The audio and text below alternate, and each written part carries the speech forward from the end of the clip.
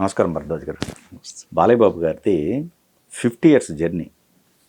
So celebrations ముస్తాబవుతుంది.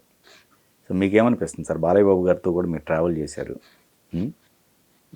So టాలీవుడ్లో చెప్పుకోదగిన mark ఆయన క్రియేట్ చేసుకున్నారని భావించాలి ఖచ్చితంగా కదా. డెఫినెట్గా చేశాడు. 50 ఏళ్ళు మనిషి ఉండటం, ఇండస్ట్రీలో ఉండటం అనేది కష్టం. ఇవాళకి లైమ్ లైట్లో ఉన్నాడు కదా, లేకుండా లేడు కదా. గాన్ కేసులు ఉండొచ్చు, ఎంతోమంది వచ్చారు, ఎంతోమంది వెళ్ళారు. ఇంక 50 ఏళ్ళ నుంచి ఇంకా ఇవాళ కూడా సేలబుల్ హీరోగా ఉన్నాడు కదా. కరెక్ట్. ముఖ్యంగా మాస్కి కేర్ ఆఫ్ అడ్రస్, ఇప్పటికీ మాస్ హీరో కదా. మంచి అవును.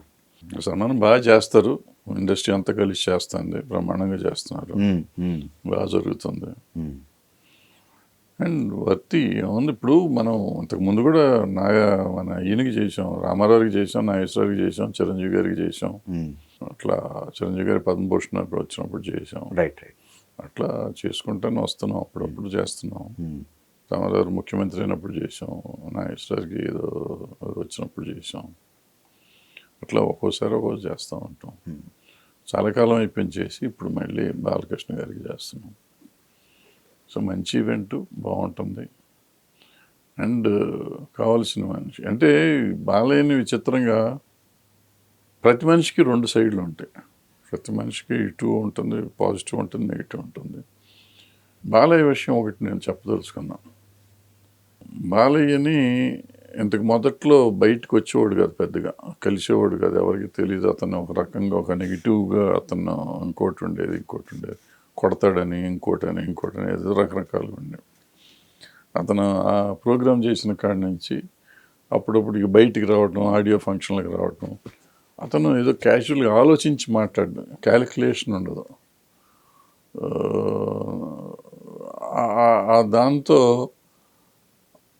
ఇవాళ ఆయన హాస్పిటల్కి చైర్మన్, బసవతారకానికి కలెక్షన్స్ కోసం కానీ బసవతారకాన్ని గురించి కానీ చాలాసార్లు మాట్లాడతాడు ఆయన. ఎవరైనా విన్నారా? ఇంతవరకు ఎవరు వినుంటారు నాకు తెలిసి. అది ఎప్పుడు వైరల్ అవ్వాల.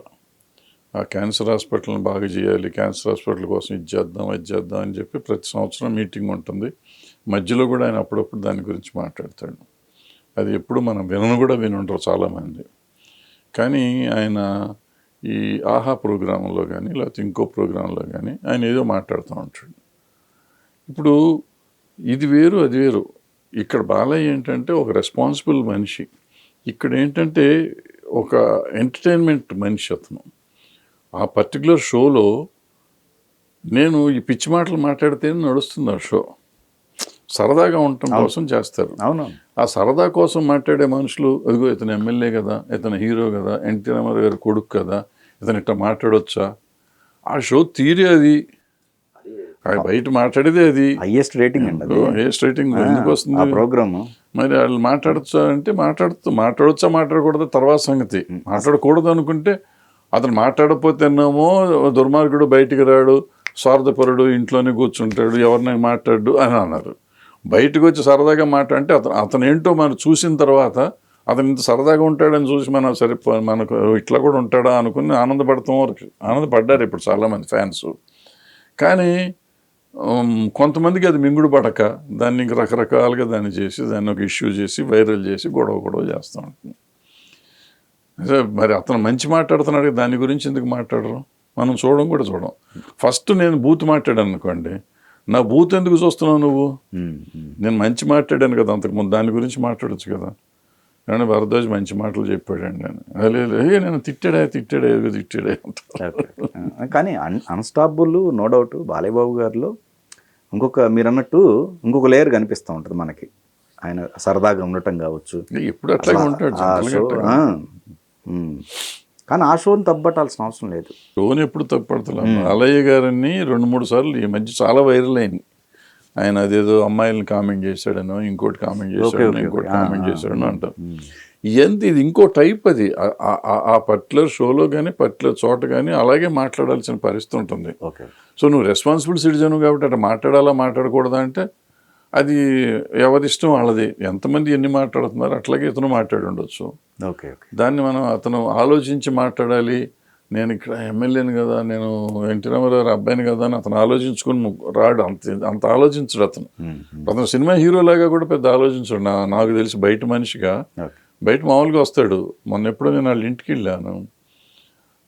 వెళ్తే వచ్చేసి గంట మాట్లాడడం లోపల, మళ్ళీ బయటకు వస్తే కారు దాకా వచ్చాడు. కారు నేను కూర్చొని ఉంటే కూడా నేను అట్ట నుంచుని కారులో నేను కూర్చుని మాట్లాడి అటాయి కారు రివర్స్ చేస్తాంటే కూడా గేటు దాకా వచ్చి గేటు దగ్గర టాటా చెప్పి లోపలికి వెళ్ళాడు. అంటే ఓ హీరో అయితే ఎందుకు వస్తాడు బయటికి? అసలు హీరోగా అనుకుంటే నేను చాలా చిన్నవాడిని. అంటే మనకి ఇవాళ మార్కెట్లో ఏమీ లేవు, మనకి సంబంధం ఏముంది, అంత రెస్పెక్ట్ ఇవ్వాల్సిన అవసరం ఏం లేదు. బట్ అంటే అతను ఒక టైప్. అతను కామన్ మ్యాన్ లాగానే బిహేవ్ చేస్తాడు. ఎన్టీ రామారావు అబ్బాయో లేకపోతే బాలకృష్ణ సూపర్ అయినా నేను మీరు అంటారు ఏంటి, మీరు నన్ను నువ్వు అని అంటాడు. ఇట్లా ఉంటుంది. హెల్పింగ్ కూడా బాగా చేసినవి ఉన్నాయి కదండి. అంటే ఈ కెరీర్ మొత్తం ఇప్పుడు 50 years ఆ జర్నీలో చిన్న ఫోన్ కాల్ చాలు ఆయనకి, మన అవసరం అయితే ఫోన్ కాల్. ఓకే, ఒక ఫోన్ కాల్ చాలు. ఆయన పెద్ద ఎందుకు వస్తారండి, కలవాలండి. ఎందుకు కలవటం, ఏం కావాలి మీకు అంటాడు. ఫోన్ ఎత్తాడు. ఓకే, ఏం కావాలంటాడు. ఇట్లా పలానా వాళ్ళకి మన సొంత పనులు ఏముంటాయి ఆయనతో. పలానా వాళ్ళు పలానా. ఓకే, మా వాడు వస్తాడు, మీరు ఫోన్ చేస్తాడు, మీరు చెప్పేయండి, అయిపోతుంది అంటాడు. Okay, simple. అలా ఇప్పుడు మీరు ఆ కమిటీలో ఉన్నారా? ఫంక్షన్ ఏదైతే ఉందో దాంట్లో ఉన్నారా? అది ఏం కమిటీ మనకు తెలియదు. ఉన్నామంటే ఉన్నాం, లేవంటే లేవు.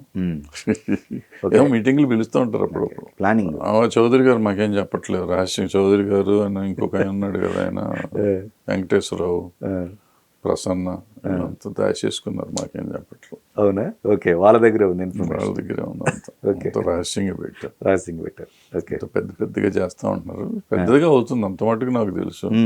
మొత్తం భారతదేశంలో ఉన్న అన్ని సినిమా రంగాల నుంచి ఆర్టిస్టులను పిలుస్తున్నారు. అందరూ వస్తారు అనుకుంటున్నాం. చాలా వరకు మెజారిటీ వస్తారు, అందరు కాదు. ఇష్టం ఉన్న వాళ్ళు వస్తారు, ఇష్టం లేని వాళ్ళు రారు. టైం ఉంటుంది, కొంతమంది షూటింగ్లు ఉంటాయి. సో పలానా వాళ్ళు రాలేదు, పలానా వాళ్ళు వచ్చారు. మళ్ళీ ఇందులో రాజకీయం అని దాన్ని గ్లామర్ చేసేవాళ్ళు చేస్తారు. బట్ అదేం లేదు, కానీ వచ్చిన వాళ్ళు వస్తారు, రాని వాళ్ళు రారు.